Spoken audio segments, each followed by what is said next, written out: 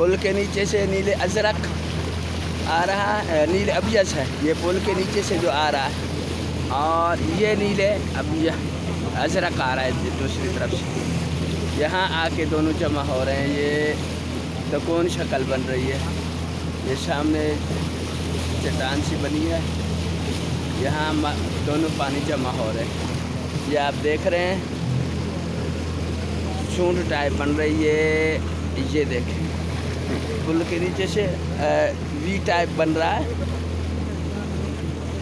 ये नीले अजरक है, ये वाला ये नीले अजरक है, और ये नीले अबियस है पुल के नीचे से। ये नीले अजरक की तरफ हम जा रहे हैं अब।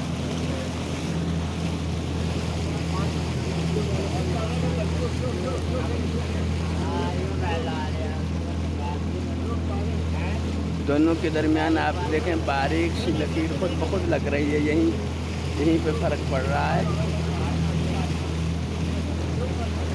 बारीक सा हिजाब है। ये नीले अजरक में हम दाखिल हो गए हैं और वो नीले अबियस था।